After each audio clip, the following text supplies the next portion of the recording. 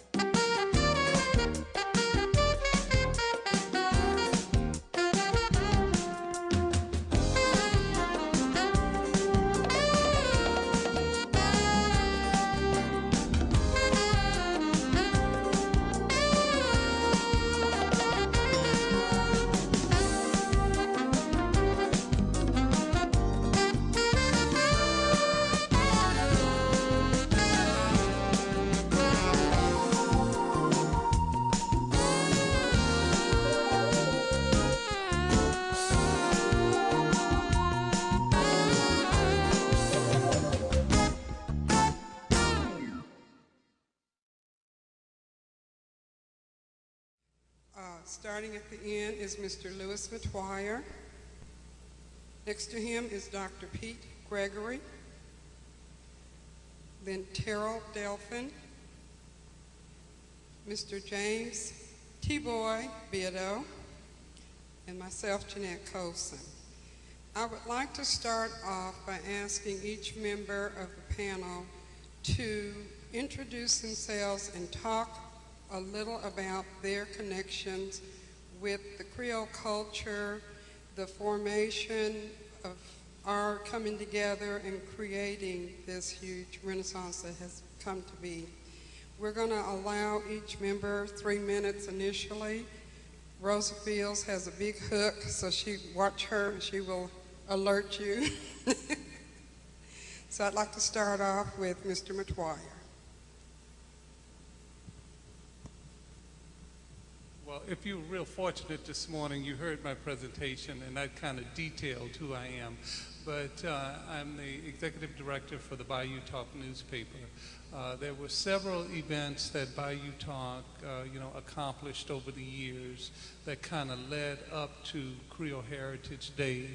And consequently, from Creole Heritage Day and other events taking place in the Cane River, Natchitoches area, the center was conceived and things like that just took off from there. So I won't go into very, very detail as to who I am. I do have a paper in the back. It's chronological dates on the paper. It kind of tells you a little bit more about what Bayou Talk was all about in the events that it accomplished. Okay? Hi, I'm Pete Gregory. I teach anthropology at Northwestern. Excuse me. I think I'm on the panel because Andrew Jolivet didn't get here from California, but that's my main function here. I serve on the board for the Creole Heritage Center at Northwestern.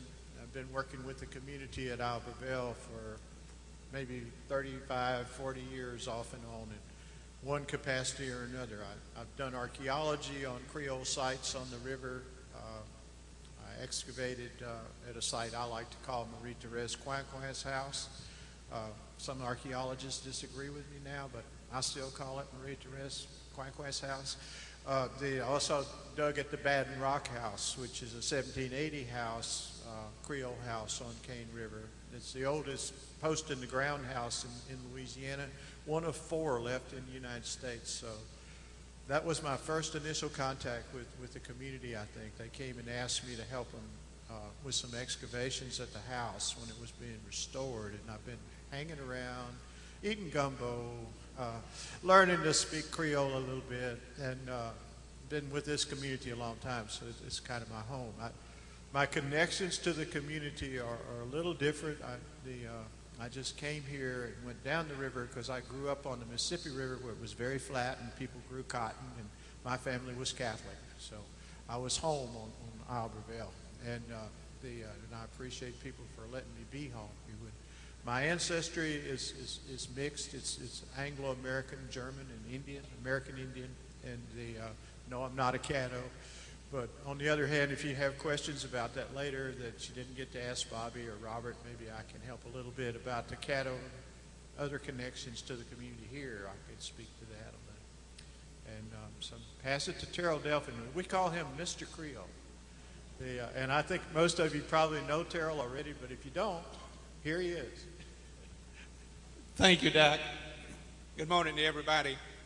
I don't know exactly where I really want to start, and I never do. But anyway, I'm elated to be here, and I guess maybe I can, well, first of all, I'm the president of St. Augustine's Historical Society. In addition to that, I'm the chair for the Creole Heritage Center located on the campus of Northwestern State University.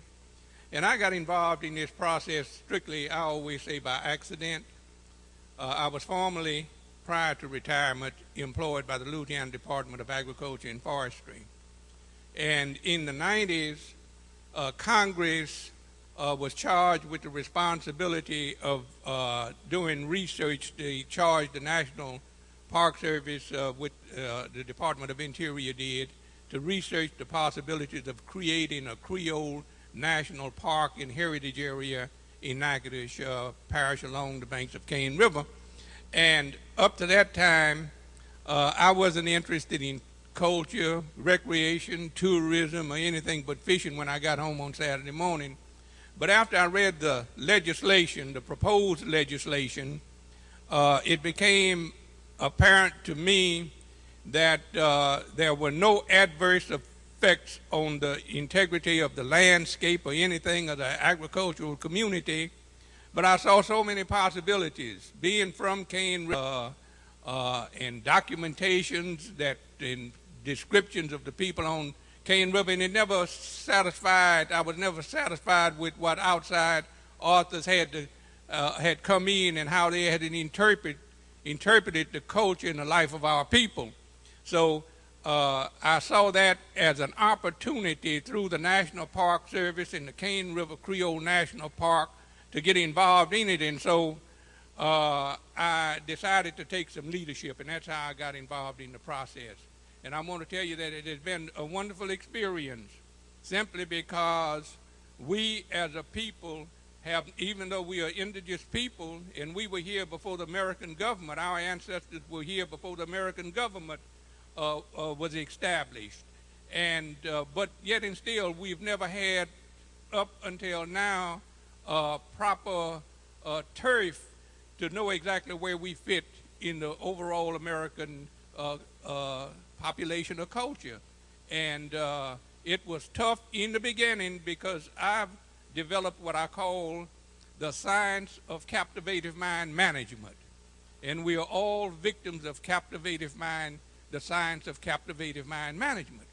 We had been distorted to the place and to the point where we didn't even know who we were ourselves. We've been so many different things and described in so many different, using so many different definitions.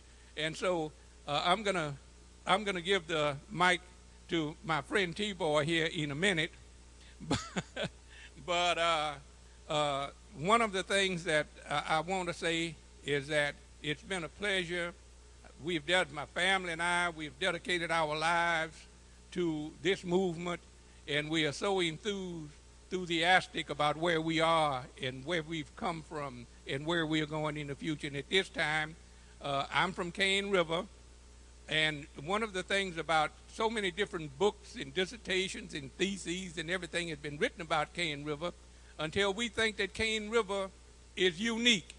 But I'm here to tell you that it's unique, but it's not unique by itself, because the center has identified 70 other communities established throughout the state of Louisiana that established themselves under the same set of circumstances during the same period of time.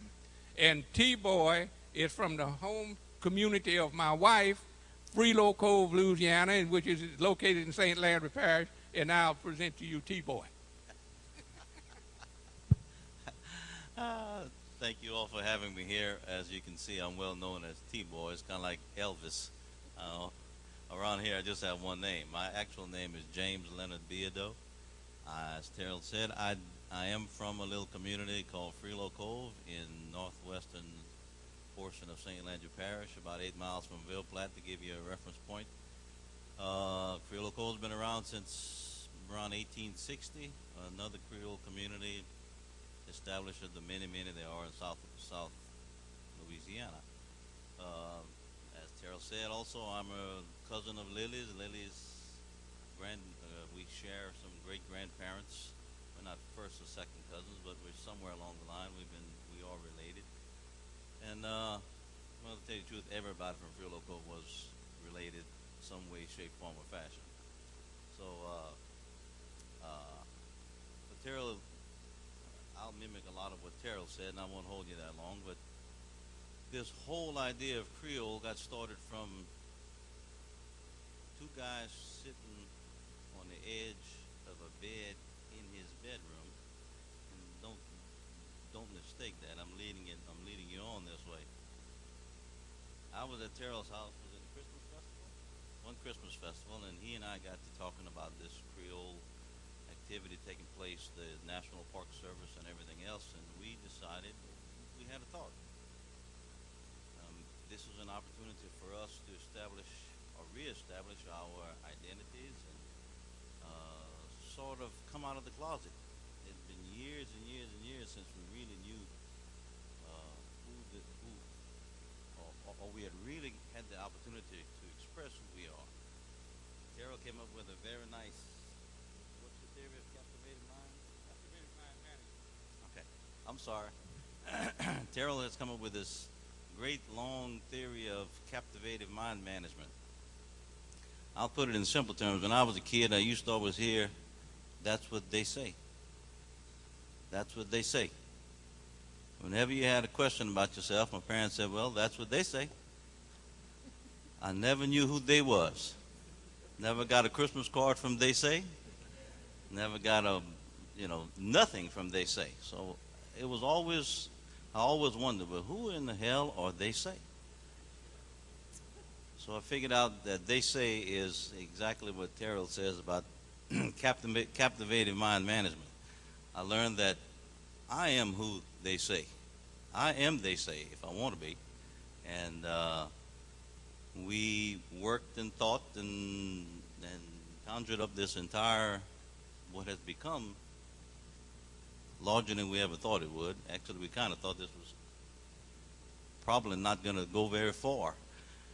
But it's grown beyond what we've ever thought, and I'm personally proud to have been part of it and give all these people up here the credit for really taking the football and running with it and developing it to what it is and what it will become in the future.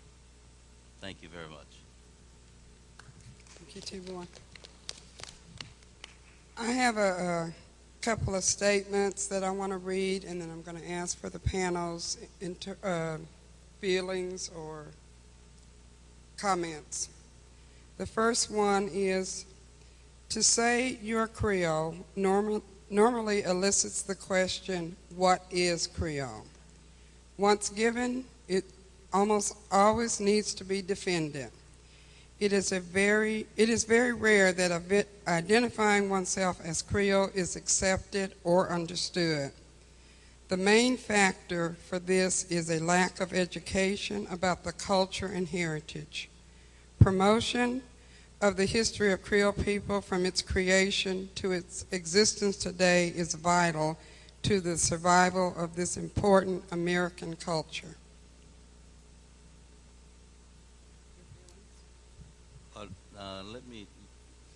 Let me catch this one more time about what it is to be Creole, or what is Creole.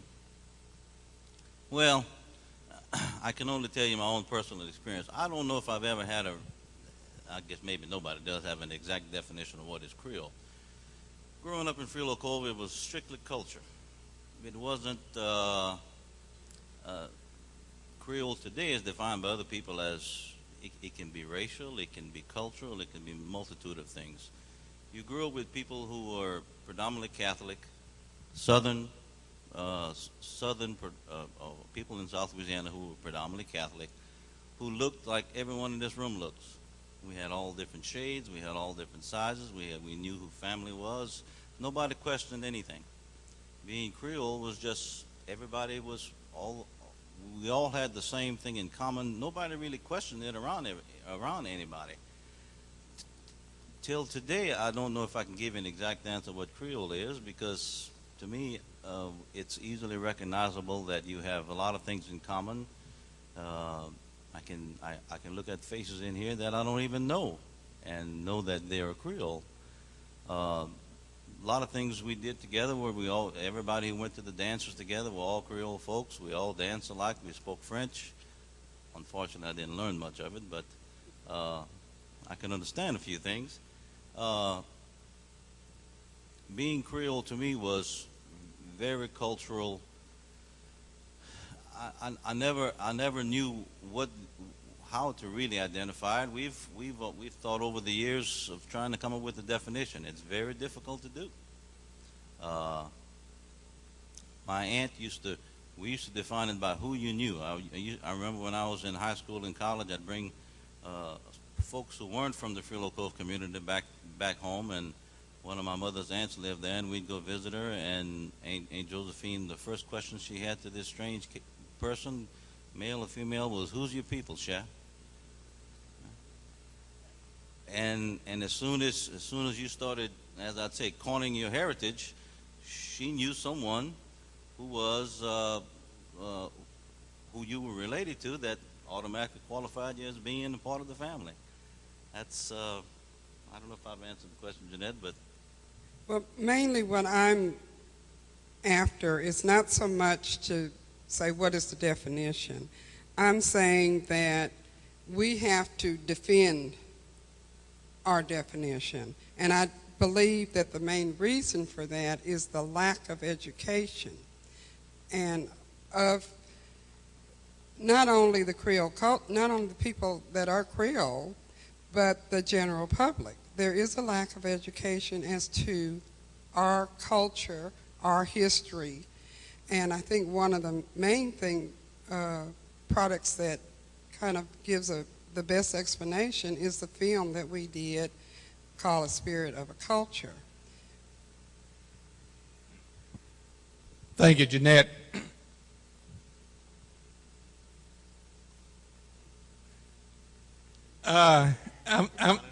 I'm ready. One of the things that Captivative Mind Management has done for us is that in America, historically, we live in a biracial system of racial classification. And you're either white or you're black.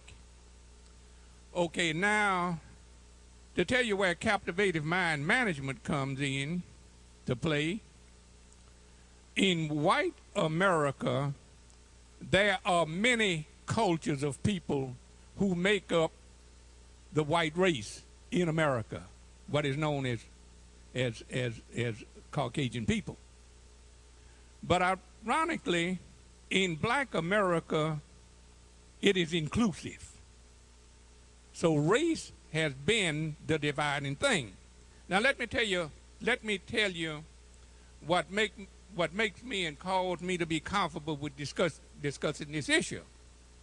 You see, we are living in 2007 today, and the mind can imagine anything that it wants to imagine.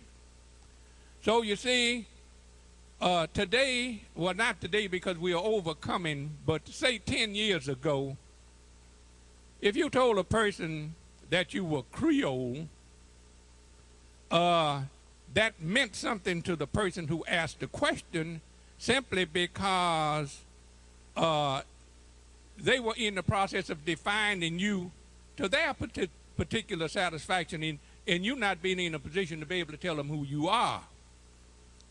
And one of the things that we are coming to learn is just as white America had many different cultures of people, in black America there are many different cultures. There are cultures of achievers. There are cultures of non-achievers.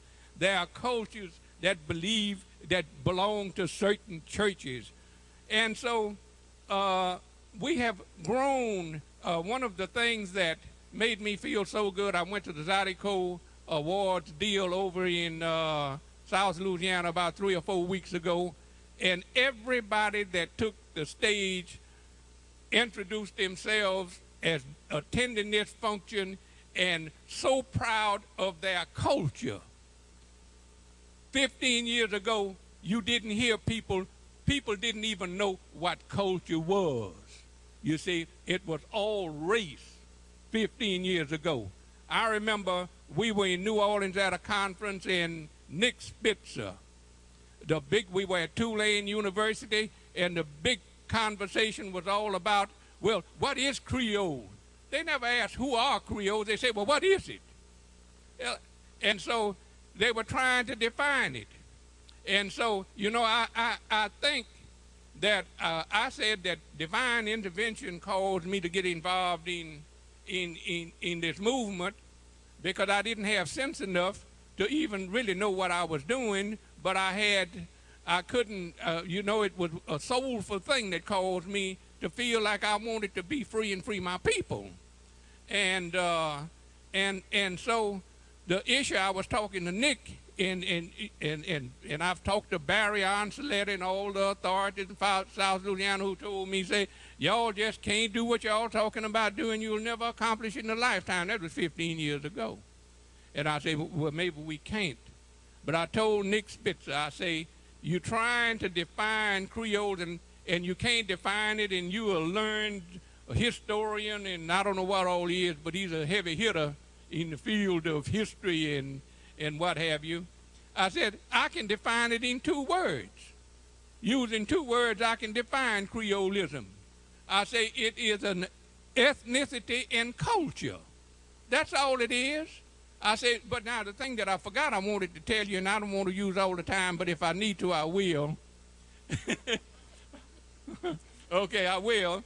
But one of the things that I wanted to say, earlier and I forgot, if you don't know your history and the chronology and the evolution of how it happened, you're lost.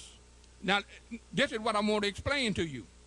You see, when I was talking about people saying this and all this kind of stuff today and all that, but if we understand the evolution and the chronology of how our culture developed, you understand, back in the early development of the Creole culture in the Americas, blood played a significant role in the establishment of the culture. And that's far different than our modern people would like to believe it happened for some other reasons. If you weren't pure-blooded African, Native American, or Spanish, or French, you were placed in another system because you weren't pure-blooded. Ain't many people understand that today because we don't understand our history and how the chronology of the development. That's what I wanted to say. And once you came to understand that, there were many things I had to understand. I had to come understand how a woman by the name of Marie Therese, who was my grandmother and was a slave, ended up owning slaves. I didn't understand how that was even possible. But when you come to understand, Marie Therese was almost 100 years before Harriet Tubman in the Underground Railroad. Almost 100 years. And she didn't have the authority at that particular time. Most of the slaves she owned was her relatives and friends. And the challenge was to give them the best life that they could under the circumstances. So I say that she's one of our first. She was before Harriet Tubman in the Underground Railroad. But if you don't know your history, it's hard to understand that. And I'm going to let Louis and Dr. Gregory say something here before we run out of time. Okay, thank you. Yes, this topic of who is a Creole or what is a Creole, whatever way you want to put it, we were faced with this early on with Bayou Talk newspaper, and we really had to tackle that, because we were confronted with it so many times. And it wasn't until I had many conversations that I had with Terrell, and I think this was one of the most significant contributions that Terrell has really made to our cultural heritage. He said to me, why don't you just take the word color and put it on the shelf and then see what you have? And that made more sense, and it became more clear because what was there was culture and heritage. That was us, our culture and our heritage. It helped me to see that so much of America see things in the color line of black and white. And until they take that element, that color ideology, and set it aside, they're never going to really see and understand who Creoles are. And even our own people, in many occasions, need to do that. We owe it to our young kids. They must know their past, or they will never know their future. They will not have a future if they do not know their past.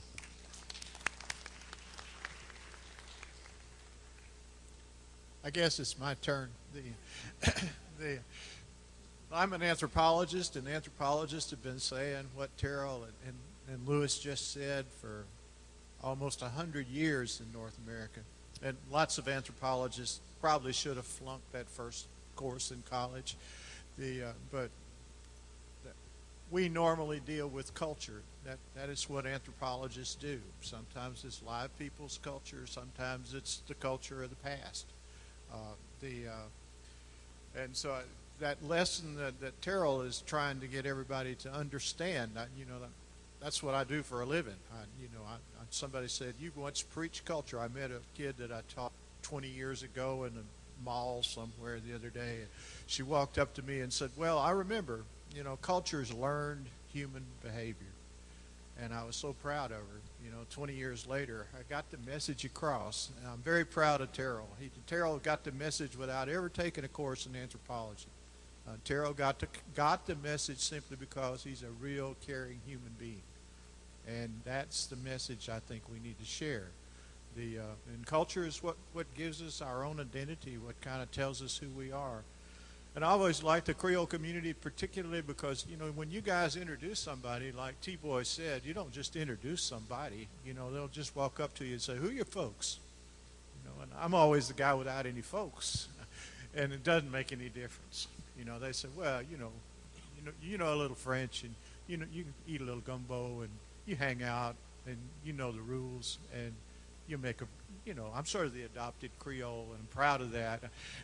And very happy to be with you guys. In the American Indian communities, you heard Bobby a while ago. He talked about his grandparents. He talked about his parents. The American Indian community is very similar to the Creole community in a lot of ways. One of the ways that it is very similar is it gets caught up in race. So it has the problem of people who are not, as Terrell pointed out, full-blood Indians. Fully genetic Indians, as opposed to people, like my own family, who were mixed generations ago. Who's in a tribe, who's out of a tribe. That's a big issue sometimes in Indian communities. They're learning, too, to put that aside, to look at culture and not look at race. And it's been a hard lesson. That whole race lesson came to people here from somewhere else. And the one thing we've had to teach anthropologists, I think, is to listen to the people. Not try to spend our time defining you guys, but let you define yourselves to us. That's basically my job, is you tell me what a Creole is. And like T-Boy said, everybody in this room has a different definition. On the other hand, everybody in this room shares a definition. And you share family and community and faith, a whole bunch of things. And that's a very interesting, wonderful thing to have. And so I applaud your efforts at trying to teach this to your children and keep this for your communities. It's important to people, especially, again, I agree with Lewis, young people should know their past. And their past is their present. None of us live in a place that's disconnected from who our ancestors were, who our families are. And I think it's a very special thing. Terrell's the fault. The reason I'm here too, he came to me, and Joey Moran, who's a member of the Albertville community, and Joey Moran and I got asked a question when the park first began to develop on Cane River. Who's done the ethnology? Who's done the cultural study of Cane River? And I looked at Joey, and Joey looked at me, and I just turned around and I said, very few people, and probably no people. And I had a lesson from a Sioux Indian activist friend of mine, a man named Vine Deloria Jr. And he wrote a book once, said, he had a very simple title for it. He said, we talk, you listen. And that's basically what Terrell was telling the National Park Service, and that's what Joey said we should tell the National Park Service. Let the community talk. Let the community tell them who we are. So that little study we did for the National Park Service came up with a line that Terrell gave us in conversation one night, and he said, we were looking for a title. We'd finished our study, and he said, put it down like it is. We know who we are. We don't need the Park Service to define us. We don't need an anthropologist to write us up. we know who we are. And it's an important lesson for anthropology. I teach my students that. And so you guys have a lesson to teach to a lot of people. And it's a wonderful lesson to give. And I appreciate being able to share it with you. I've had fun on this trip Terrell's talking about here. And the anthropologists don't always understand, and it's been fun to tell them. And it's not always been easy, but I think it's worth the effort that all of you put forth to do that. And I applaud your efforts. Thank you very much. How many minutes? Okay, well, I'm only going to take a minute. And then I'm going to, okay, give me 60 seconds. The thing that I would like to inform you all of is that I would like to commend the Louisiana, well, there are so many people to thank, but we've accomplished and achieved so much in such a short period of time.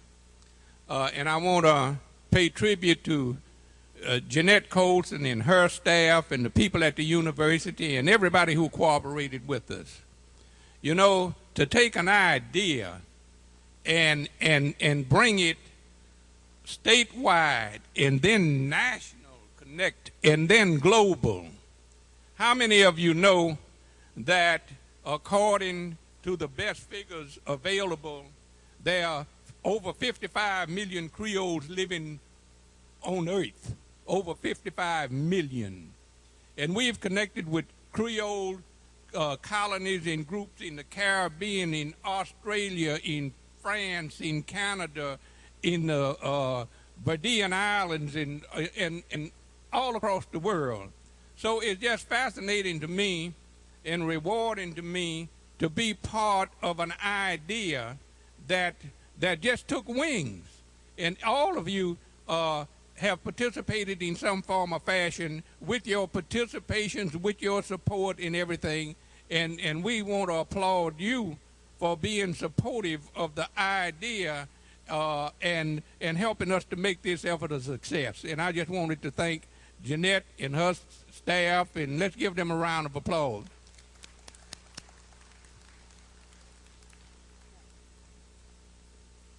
There's just one line that I want to read, and it's kind of involved with the title of this presentation. The most amazing thing about our Creole culture is that it is still here and not going anywhere. Thank you. We're going to ask for questions from the audience. I have a question I wanted to ask T-Boy. Since we appear to be close to the same age, I was wondering how can you expound on how you have not only embraced your culture, but any issues that you've had based on what you look like?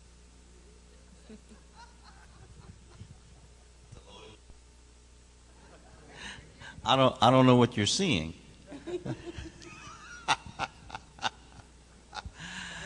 Well, let me be frank with you. I don't live with a sign on my back. I don't have to. 10 or so years ago, when this Creole thing, when the thought about being Creole popped up, I know personally that's not if we're going to talk about it on a racial issue, there's no such race as Creole, or there wasn't at one time. In fact, I do know some people who are Baptist, christening, who are putting on their children's birth certificates Creole in the state of Louisiana. You can do it now. 2 or 3 guys that I know have listed their kids as being Creole. Because of the way I look, I guess if anybody just walked up, and I'll just assume this, if you just walked up and you didn't know who I was, you didn't know my background, didn't know my cultural history, you'd probably think I was a white guy. And that's okay with me. I don't live either way. I learned as a kid from my parents that we weren't either. They couldn't tell me why, but it was instilled in us that we weren't either black nor white, and we were who we were, even though they couldn't. And my poor little mother, God rest her soul, she couldn't define it at all. That's why I used to always hear, "Well, that's what they say. That's what they say." You know, when it came, as I've gotten older and as I've grown and actually have 4 children of my own, we decided that we want them to know their history, their heritage, and be comfortable around all of us, no matter what shade we are. That's how we grew up. It was amazing to see that. I look back on my years in Creole Cove, and even today, a lot of them are long dead and gone now, but they were all shades. I'd look at it today as an advantage. We have been taught by our heritage to be comfortable with everybody and anybody, no matter what color, no matter what creed, no matter what you call yourself. We've learned something valuable because of generations of what took place in our own cultures. I don't have a problem. I'm comfortable in my own skin. I'll tell you what I tell my dad. Getting back to the way I look, I'm not a gambler, but I look at it as a poker game. I don't tell anybody anything. I listen. God gave us 2 ears and 1 mouth for a reason. I listen to who I'm speaking to. I learn them first, and I know what to tell them or what not to tell them. I own my own business. My customers I listen to.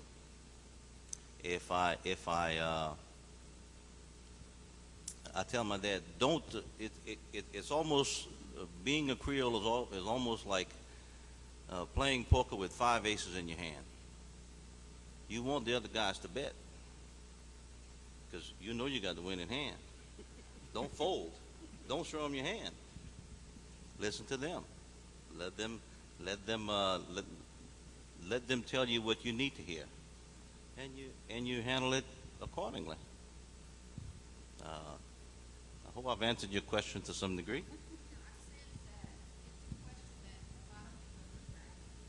Oh, absolutely. Yeah, absolutely. Well, not knowing. In grade school, that's about 5 years ago, right? On the way over to your next question, that's irresistible for me not to be a part of what's going on here. I'm a talk show host in Oregon, and this panel is on something that's very important to me. But I'll tell you my thinking about it and what I tell people up in White Bread, Oregon. They say, "What are you? Who are you?" I says, "Well, I'm red, white, and black, racially, in that order, and not necessarily in that order. There's all 3 ingredients here. I don't know what the whole mixture is, but that satisfies what race I am right now. Now we can talk about culture, okay? Yeah. Red, white, and black. That feels good to me. How about you?" Yeah, absolutely. Who's next? When I look back and I think about the question of being Creole, and I look at my own family, one of the things that bothered me to a certain extent as I grew up was that even within the family unit itself, at times there were conflicts and at times there were misunderstandings as far as what you were as a Creole. And it actually ended up, to a certain extent, separating and dividing and creating problems and a lack of closeness in the family that could have been even there so much more so if they could have gotten by some of this, because certain ones would not associate with others, or certain ones wouldn't talk to others, or they didn't want to be around others. All of the same family, all Creoles, but to a certain extent, because of the definition and because of them trying to define what a Creole was, it created and a lack of information passed down. Many times I would ask my mother or my grandmother, leave it alone. You don't need to know that. What do you want to know that for? And it's too bad that we lost some of the history and some of what our family was about because of those issues. That's an excellent, excellent point. I'd like to make one quick comment, and I know Terrell wants to make one. Because we've always listened to what other people tell us or other people define us as, you wind up becoming comfortable in people who accept you. I'll say this: I'm not comfortable talking about race because race is not an issue to me. But when we were kids and we were told that we were, because of what they said, we had to be black. Well, when you look in the mirror, it's very tough to look in the mirror and answer that question, how on earth can that be? You have to learn to lie to yourself to accept it. And that's a powerful thing when you can look in the mirror, see what you see, and lie to yourself because you don't have an answer. And and just accept that that's what they say. It has split a lot of our families. But I'll go back to, remember when we looked up rules and regulations, legal definitions of what race was in the state of Louisiana many years ago. And you may have all heard of the old one-drop rule. One drop of this blood made you this. One drop of this blood made you this. Well, one of the rules was one drop of black blood in Louisiana made you black. Well, think about this too. If one drop of black blood made an otherwise white boy black, then why doesn't it work in reverse? Why doesn't one drop of white blood make an otherwise black boy white? And the reason is the golden rule. Those who have the gold rule. Okay? One good point, T-Boy. But this is, I would like to comment on your question of how Creolism within families destroyed some family relationships. You see, okay, now I have a secret that I'm going to reveal today because my involvement also have to do with exactly what you were talking about, because my family was a victim of exactly what you're talking about. But this is what I want to tell you. If Creole is, because Creolism wasn't identified historically as an ethnicity and culture, it would have never been necessary to destroy anybody's family if you had the right in America to say, I'm Creole. But you didn't have the right, and that's why it that's why as long as I live, I'm going to work to promote this culture so everybody on earth will know who they are, and other folk will know who we are and accept us just for being who we are. You see, the lack of solid ground has caused that kind of situation that you described to exist within families. But it should have never been, but it was, and we're dealing with it here today. Hello? Okay, I have to say this because I'm sitting here simmering, and I wish all of you come back at 1 o'clock because I don't hear the words. A text taken out of context is a pretext, and the context here is racist America.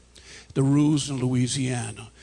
We wouldn't be sitting here discussing this if we hadn't heard, if you're white, you're right. If you're black, get back. If you're brown, stick around. The 132nd rule in Plessy versus Ferguson, 1896, divided families on one side or the other. Please come and see my film. They didn't put the title in the program the way I'd like it. Too white to be black, too black to be white, the New Orleans Creole. And you have to, color does matter, mister, because I couldn't get to LSU, I couldn't get to Tulane because of the 132nd rule back in my day.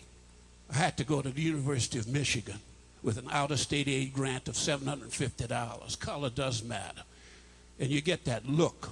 Now, you don't have to worry because you look white. You have phenotypical features of European heritage. But some of us who have the melanin factor all through our families, because of that 1896, we had this great institution of Passe Blanc.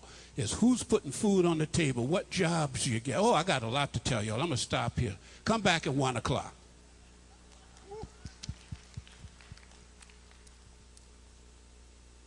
Oh, we've got the questions going now. We're going to go over time, and I submit that if you're hungry and you want to go to lunch, go ahead. But if you want to stay and listen to this, then great. My name is Warren Wilson. I'm from Oakland, California. My folks were Creoles. My mother was a Pensacola Creole. Her name was Louise Barrios. My father was Jules Wilson of New Orleans. They came from New Orleans to Oakland, California in the 1920s, following World War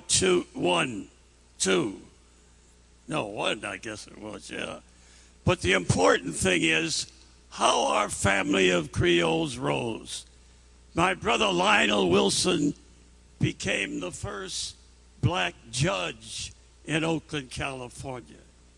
He went on later to be the first black mayor of Oakland, California. My brother Kermit went through UC Berkeley's and then dental school and became a dentist. My brother Barry was a navigator on a B-17 bomber, which was lost in World War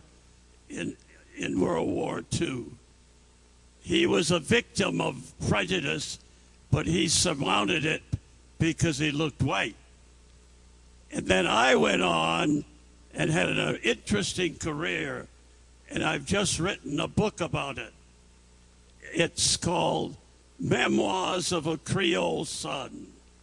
I went on and became a civil rights lawyer. I went into Mississippi during the Mississippi Challenge with some other attorneys and took depositions of blacks who had been deprived not only of voting, but the right to register to vote. I then went on and built a business known as Thomas Brothers Maps, one of the largest map companies in the United States. We were just bought by Rand McNally a few years ago. And you know what the head of Rand McNally said when I asked him, why do you want to buy Thomas Brothers Maps? He said, Warren, because of your world-class technology. So we were achieving in our own way, in various ways. My brother Lionel chose to identify black. Some of the rest of us kept our Creole identification. But we all went on and achieved. And it's because of that Creole blood running through our veins that gave us the spirit and the courage and the intelligence to move forward. Thank you.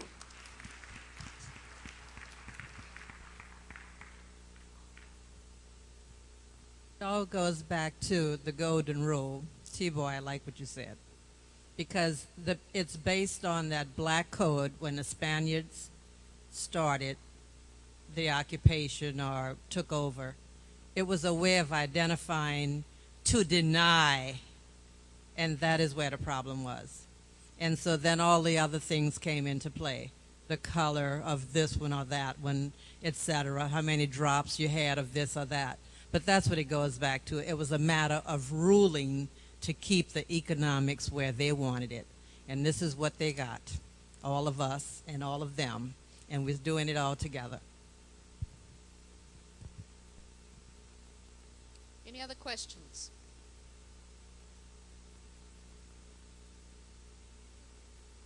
Hi, my name is Deb Plessy. I'm from Pensacola, Florida. I don't have a question, but I do have a statement.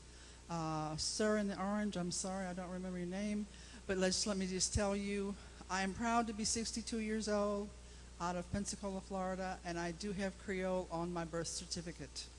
Okay? My whole family does. There was a large Creole community in Pensacola, Florida years ago, and some of them are still there. Okay? Me being one of them. Okay? Ma'am, were you born in Florida? I was born in Pensacola, Florida. Okay. So Florida recognized Yes. and approved, and it was okay. Yes, absolutely.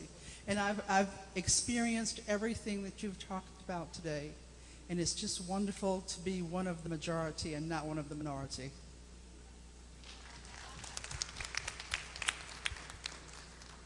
I wanted to ask Mr. Warren, Warren, about your book. Is it published? Where can we get it? Wilson. The book is about to be published. I have a copy I'll be exhibiting here, and it will be published probably either in Oakland or maybe in China. I have a daughter who's learned to speak Chinese, and she's over in Beijing, and I've asked her to check to see what the cost of publishing it would be there. The book has an interesting title, especially for us Creoles. The title is Dark, Light, Almost White, Memoir of a Creole Son.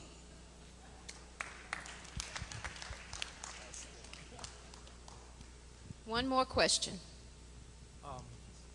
Just wanted to commend those who managed to stand up for this issue, because it's actually, in a way, begins to destroy all these problems that we have in terms of economics and racial divide. I've never really fit, in my life, I've never fit quite being black or quite being white. And I've been told by blacks and whites at different times, when it fit the situation, well, you're not really black, so you wouldn't understand, or you're not really white and you wouldn't understand. And I'm sure all of you in some way have gone through this, but I commend everyone's courage, because it actually takes a good bit of courage to stand up for something that most people don't understand. But it forces them to move away these things that really don't matter, and you see what's really important. So, would you do us a favor and identify yourself, please? I'm Don Vappy. I'm a musician from New Orleans. And,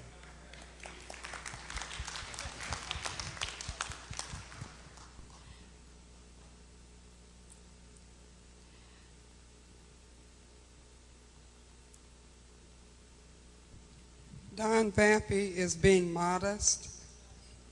He was the star in a recent PBS film which shown across the United States called An American Creole.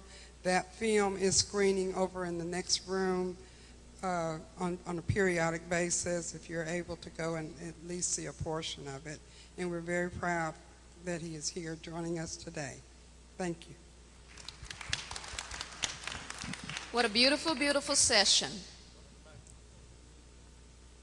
This will have to be the last question.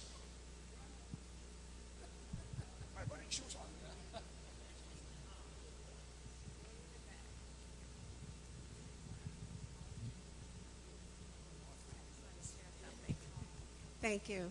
I really just want to share something in line with the other gentleman said, to thank the panel in front of us for their courage that keeps us going.